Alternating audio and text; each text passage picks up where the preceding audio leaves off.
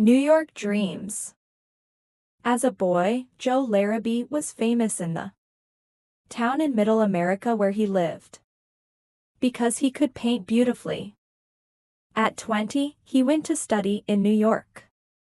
Delia Carruthers was from the South and played music wonderfully as a girl. When she was 18, her family paid for her to study in New York. Joe and Delia met one day in the big city, fell in love, and soon after got married. They went to live in a little flat far from the center. Joe studied painting with Mr. Magister, and Delia studied music with Mr. Rosenstock. They were very happy while their money lasted.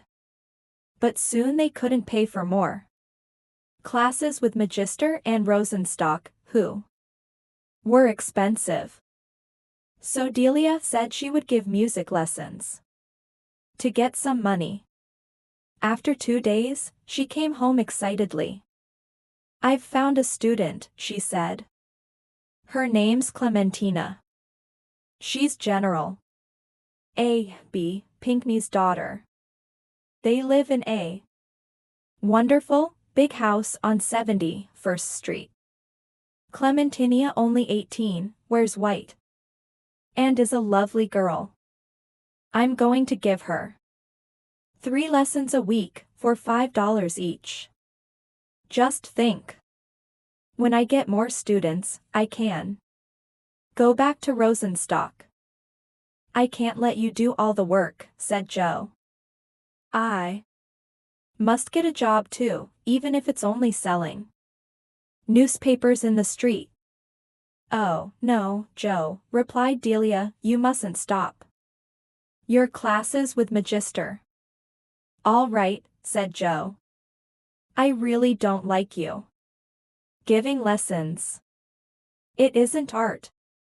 But you're a dear to do it. When you love your art, nothing is too hard," said Delia softly. "Well, Tinkle said that I could put some of my pictures in his window. Perhaps I'll sell one to a rich old man one of these days." "I'm sure that you will," said Delia. That Saturday, she put $15 on the small table in the middle of their small sitting room. "Clementina's terrible," she said. "She never studies, never listens to me, and always wears white, which gets boring after a while. But the General's a nice, friendly man." Just then, Joe put $18 on the table. "I sold a picture today to a fat man from Arizona," he said. "He saw it in Tinkle's window. He doesn't really understand art, but he wants another picture of a train station before he goes home." "Oh, I'm so happy that you didn't stop painting," said Delia. "And now we have $33. What? A lot of money. We can have a really good dinner tonight." The next Saturday evening, Joe got home first. He put $18 on the table and washed what looked like black paint from his hands. Then Delia came home. Her hand had some white cloth around it, and her face was dark with worry. "What happened?" asked Joe. "Oh, Clementina wanted a hot cheese sandwich in the middle of her lesson. Strange girl. Unluckily lots of hot cheese fell onto my hand and hurt it terribly.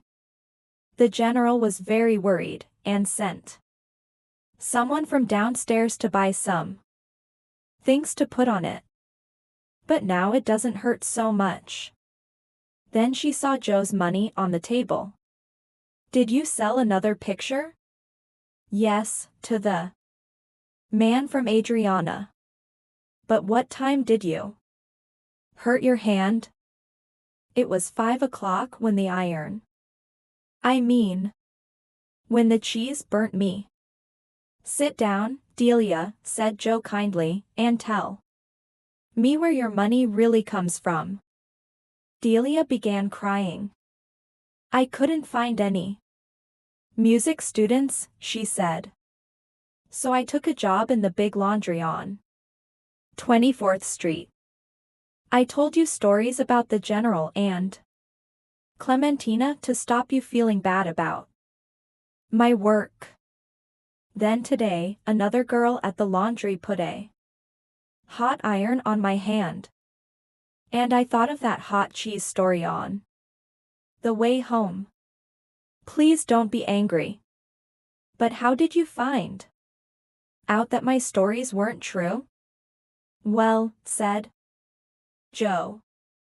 At 5 o'clock I had to send up some oil and cloth for a woman in the laundry upstairs. After she burnt her hand on an iron. I'm working downstairs in the engine room. I started there 2 weeks ago. So you didn't really sell Dash, my buyer from Arizona, and your General Pinckney are both works of art, but not really music or painting. They both laughed. When you love your art, nothing Dash began Joe. But Delia put her hand over his mouth to stop him. No, she said, it's just to when you love